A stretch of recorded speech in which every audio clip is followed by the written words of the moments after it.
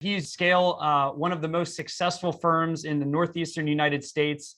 And alongside Harlan Schillinger, we are going to co-moderate this session. I'll be asking Ross a question, then Harlan will ask a question, and we'll keep bouncing back and forth. Harlan, thanks again for coming and helping to moderate. Ross, thank you so much for agreeing to share your wisdom. What I'd like to start with for everyone, and Harlan, feel free, we can bounce back and forth on this.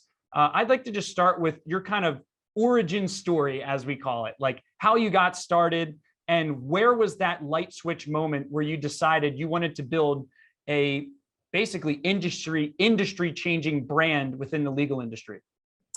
Well, I got to tell you, I got to go back to the early days when we met with Morris Bart. That was a moment that Steve and I flew down to New Orleans to meet with him, and he basically told us his secret sauce.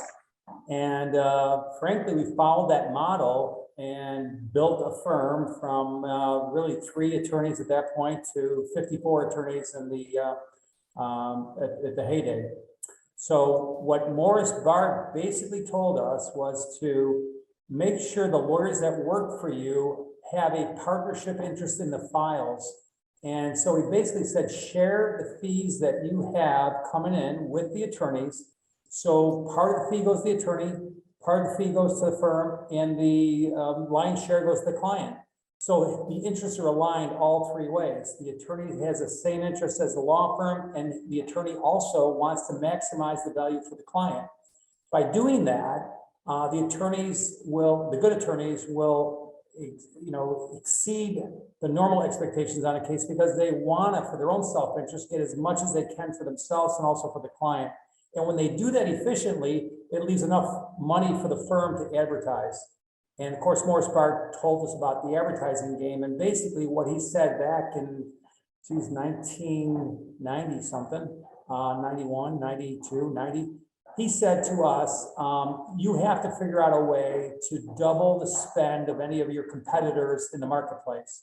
So if you can go into the marketplace and double the spend, you will become the dominant player. And Steve and I said to Morris, well, look, we have no money. How are we going to do that? And so at the time, we started at a $10,000 a month budget. And that's what we put towards TV. So effectively, whatever revenue we had coming in, we would put towards the marketing game. And it got to the point where we eventually overcame the 2 other bigger advertisers in our area. And within 3 to 5 years, people would say to us, oh my God, what a great thing you guys started. And they thought we were the ones that started the campaign of attorney advertising because we came on so strong. But we were the 3rd one in the marketplace, but we soon eclipsed the other 2 marketers that were here at first. So that's how we started with the Morris Bart model. You out-message people. And that's how I believe you overcame not having enough money to just all of a sudden, let's throw it at television. You had an intelligent campaign, and it was more than just what the agency brought. You and Steve worked your tails off.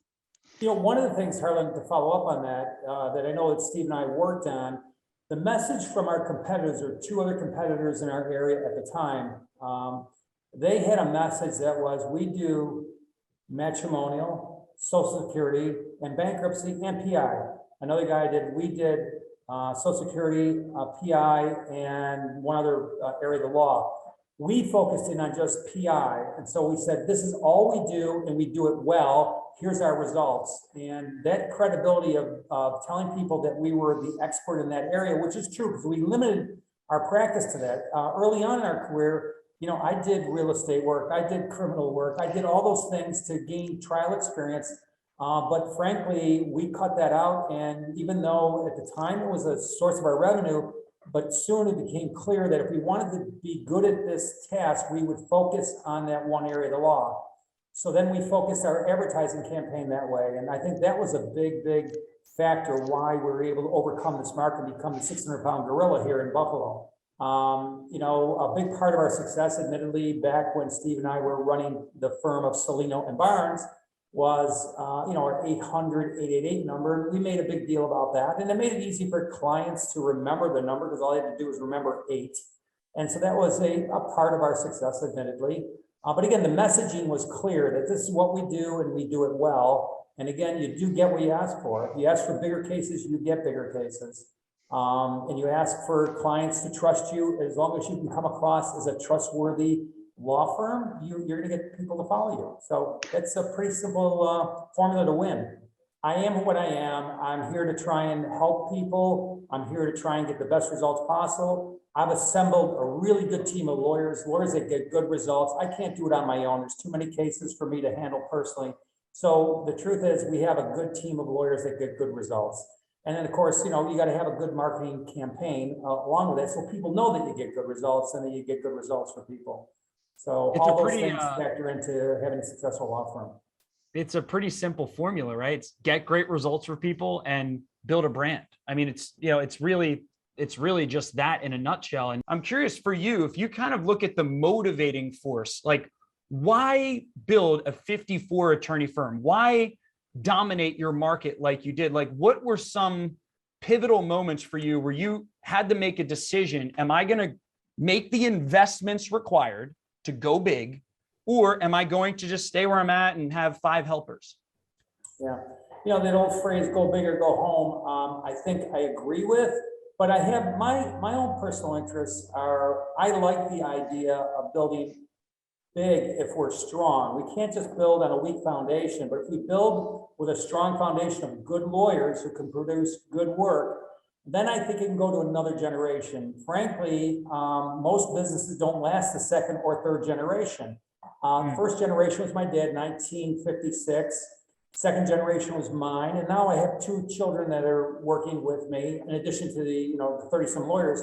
But I'd like to see, when I'm no longer able to come to work every day, that the next generation keep the firm going for another 30 years. So I think by having a big, stable law firm that can continue to grow will make it more likely that all the employees that are working here that are much younger than I have a place to call home.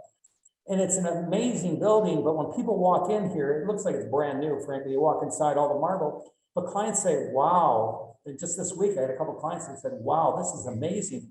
But so it helps add to the value of the brand, but when people walk into our office, they realize we're the real thing. So the goal for me is to have this firm go another generation. Any business is tough, family-run business, it's tough to have it go to a third generation, but I don't see it as a problem. We've got the foundation in place. And frankly, with the way I've got the firm structured, with each office having a managing attorney, a solid, strong managing attorney for the Melville office, the Garden City office, the Manhattan office, the Rochester office, and the Buffalo office, I just don't see how we can fail, frankly. So I'm really excited about the thought that this can go on beyond it, because truthfully, you can't sell law firms. They just don't really sell. But you can keep them going, and that's my goal, is to keep them going. Another question I have for you is the scaling of marketing spend. I'm curious, looking back, what is the realities? Like if you almost had to storyify it, like put it into a story of how do you go from 10 grand a month to 500 grand a month or $1 million a month? Like what were some moments where when you were spending 10 grand a month, you found something that worked and then you scaled it up and you hit another level. And then you found something that worked there, you kept that running, you added something else, and then you kept something, and then you added something else. And then all of a sudden you have this arsenal of marketing messages in your market and you build the largest brand in the Northeast. When you look back at scaling your marketing spend, how did it feel? And then separately, I want to double down on the investing thing that you said. Like you weren't making a lot of profits because you kept reinvesting. And it seems to me like as you were scaling, you kept plowing back into marketing R&D. And I'm curious, looking back, how did you scale your budget to where it was at its peak from 10 grand a month? What we did, the secret for us was that we never went into debt. Whatever extra money we had, we wouldn't just put it in our pocket. We left it in the checking account, and all of a sudden, you settle a good case for $600,000. You got $200,000 of legal fees. We let it sit in the account, and we said, okay, now we can bump it up. And we kept bumping up based on our revenue generation. And as we put on more lawyers, and here's the way that the formula basically worked: 20% of the fee that came into the house went to the lawyer, 80% went to the house to pay for advertising, rent, secretaries, all those expenses you have to run the business. But that 80%, as you had more and more lawyers join you, that pot got bigger and bigger. And so we grew it organically with revenue that was generated. So we went from 10,000 a month to 20,000, then we might have jumped up to 50. I don't remember the specifics right now, but we got to the point where every extra dollar that we put in there, and again, we were really frugal about what we put in our own pocket. I mean, I remember, I think we took $500 a week as our draw, and our lawyers that were working for us were making, $100,000, $150,000 a year. And so that's all we took while we're trying to build a business. We plowed all that extra money in advertising. So we just kept plowing in extra surplus cash that we got from our cases.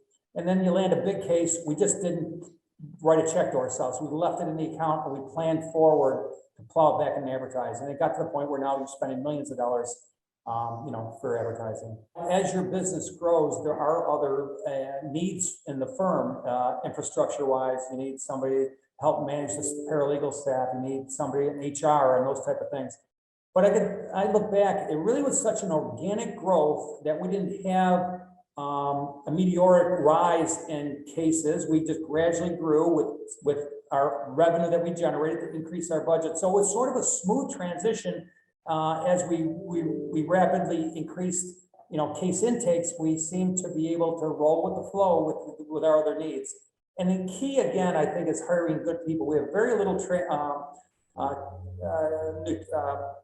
we have very little loss of employees, the good, solid employees that are from non-lawyers, because they've been with us. Like right now, I've got people that have been with us for 25, 30 years. They're still with me because we treat them right. They do good work. They get rewarded. And so the growth of the firm, of the infrastructure, seemed to come natural as we needed it. And the other thing we were quick to do, frankly, is you vote somebody off the island that doesn't help out the team. There are some really good lawyers, really smart lawyers that just don't have the drive to maximize cases. They're a little on the lazy side. They may be very smart, they may be very skilled, but they don't have the drive to try and get that extra $100 grand on that case for that client. So if we came across a lawyer like that, frankly, we would vote them off the island. So we were pretty quick about doing that. The same thing with staff members. If they didn't work, and I talked to my office manager who's still with me, and I've always told her, look, if somebody doesn't cut it within 90 days, they're probably never going to cut it. You'll probably do them a favor, because our business is so fast and energetic. If they can't keep up with the pace, they're never going to keep up with the pace. And it's best for them to go to another employer who can maybe have a slower pace than we have. And that's worked well for us. So I think we were able to increase the quality of our employees, from lawyers down to the staff people, by selectively deselecting them. So I think there's something really interesting, Ross, which I know you've looked into with how much an expert you are in marketing is social media. I don't see how private equity is going to come in and create personal branding. And as Harlan was mentioning, the word messaging. So I actually think the key thing for everyone to reflect on, and I'd love to hear your thoughts on it, is how to figure out your position in the market and your messaging. And if you can create an anti-big pockets, private equity message where people feel like they're interacting with more of a family than just a suit and tie law firm, I think that can be quite successful if it's taken to social media, just with the sheer amount of time people spend on Facebook and Instagram and these other channels throughout their working day.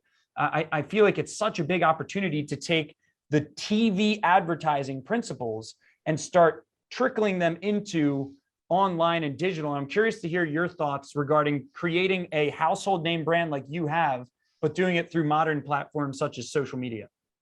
Yeah, Bill, I agree with you. I think that's the one advantage we can do by having that experience in the TV world and how to send that message that Harlan talks about. The key is to be able to figure out how to do it on social media. And I think we have a better chance to do that than a Wall Street funded firm. Admittedly, that's something why I've got the next generation working with me, because that's really not my strong suit. I mean, I've got to learn more about that social media presence, but I think that it's definitely the future. I think that's one way to combat Wall Street money, is to have a brand. And If you have a brand already, which we do, we're lucky to have that. If you have a brand, you can parlay that brand into the social media realm and then make it more effective than where we are currently. In your experience, what is your thought what is your take, and what are some successes you've had with guerrilla marketing and things that are kind of off the well-beaten path of attorney advertising? I can just tell you what I just recently instituted since we took over this this historic building, this Knox Mansion. We are opening up to the public for free public tours, and they can see it, and it's just an amazing building. Whereas, it was closed to the public for 100 years.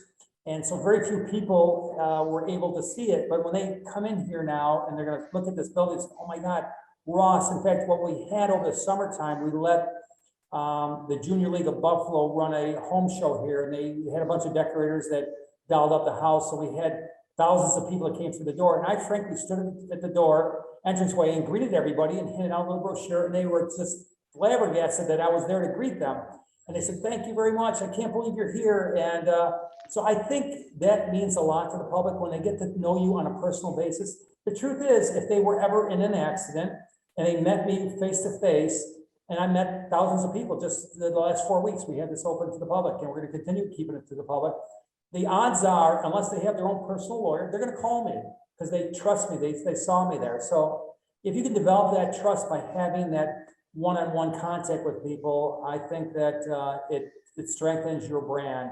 And so I've always been open like that. I mean, I am glad to talk to people. I meet people, walking down the sidewalk. I'm always saying hello. They recognize me, so they all want to talk to me. And so I've been very, blessed in that regard that they even want to talk to me. But I'm really open to that idea of meeting people face to face. I'm curious, your thoughts around wasted spend. When you're building a brand, there's a lot of, you could look at it as a lot of wasted impressions on people who will never hire you. And I'm curious, how do you conceptualize the belief around, I don't want to build a big brand because there's too much wasted spend out there? I don't believe there's any wasted spend myself. I'd like to tell a little story about a client that wasn't happy with one of my lawyers, and it was a small case. The truth is, we take small cases, medium cases, large cases, and we do well in all three of those categories. So some of the small cases turn out to be big cases. At first blush, you may not believe that, but they do turn out occasionally to a big case. Well, anyways, this particular woman wasn't happy. The lawyer wasn't being very responsive, and I referred that client to one of the lawyers that I knew would give very good customer attention. And the truth is, the case settled for less than $10,000, and she was happy. It wasn't a big case. 2 years later, her daughter was involved in a catastrophic injury. We ended up getting $6 million for that client in this pretty bad injury case. And that lawyer that was really nice to this woman, in fact, I think he went to the same church just to be with her that one moment when she needed him. And he was such a good guy in terms of being able to treat every client with utmost respect. She called him directly on his cell phone about his daughter's case. And that case came into the firm, not through our marketing, but through the customer service that took place on that small case. So handling the small cases will get you the big cases too, if you do it the right way, if you treat people the right way. It harkens back to when I was a kid, and I watched my dad, how he would treat people with the utmost respect, no matter who it was, and they loved him. And he had that personality, and frankly, he had a larger than life personality. And I saw how he was so kind to everybody, and people just loved him. And I remember one time he was telling a story that the client, he did all kinds of different things besides personal injury work. He did all kinds of different type of work, and a client owed him $500 or something. And I don't know what the money was, but rather than take cash, the client offered to give him a product. Like I think at the time it was a snowmobile, a used snowmobile that was like 10 years old. And my father said, sure, I'll take that. You don't have to pay me. We'll take that. And I remember driving the snowmobile myself but my father had this way with people, and among other lawyers too, as far as colleagues. He had that personality that was helping the public or helping his adversary in the courtroom. I mean, he just was that type of a gentleman type of lawyer. And I saw that growing up as a young kid, and I wanted to be like him. And so I think it just became natural. So the apple didn't fall far from the tree. I try to emulate my dad in that respect, and respect the way he handled his relationship with clients and other lawyers and judges and the like. And it's worked. It's worked for me, and I hope it works for the next generation. And I think they have sort of the same type of mental, drive to treat people the right way. As you look back over all the successes you've had and challenges that you've had, what would be your top piece of advice for the attorneys on here who want to build a real business, that they want to build something that doesn't require them to, constantly feel like they're wondering when the next big settlement check's going to come in, or they want to feel a sense of abundance in their practice, like they're ahead of the ball and like they built something that actually has a little bit of a snowball effect? What would be like your top 1 or 2 pieces of advice for everyone who's ambitious but looking for their next move right now? Well, I think it's a unique opportunity for the young lawyer to make a dent in the marketplace, just like that lawyer, that top dog lawyer in Philadelphia. I'm sure he hasn't been out here 30 years, but he's able to really do well because of social media, because of new technologies. And so I think for the lawyers, he's building a brand, right? That's his brand. I think the key is to build a brand, and then you're able to, without going through the trials and tribulations of spending so much money on TV, you can do it for a lot less money and put it more towards the technology side. I don't have all the answers there, but I know that is the answer moving forward. That's the way to go. Now, again, you got to focus on that brand, because I believe that Wall Street money is going to come into play and those players are going to be out there, but you can be a strong niche player. If you can find a niche that you want, if you want to just focus in on motorcycle cases, and that's all you do, and if people believe that you get good at it because that's all you handle, then maybe they will go to you instead of going to the firm that just says, I do injuries. I do injuries. Okay, well, a lot of people do injuries now. It isn't just me. There's a lot of firms out there that handle injury cases. But if I was a young lawyer, I would pick one little market, one area of the marketplace, and then focus your brand on that. So the brand's got to follow a tight niche, and then you can grow from there. And then as you can reinvest into the company, as you're generating more revenue, don't put it all in your pocket, buy yourself a Lamborghini, put it back into the business.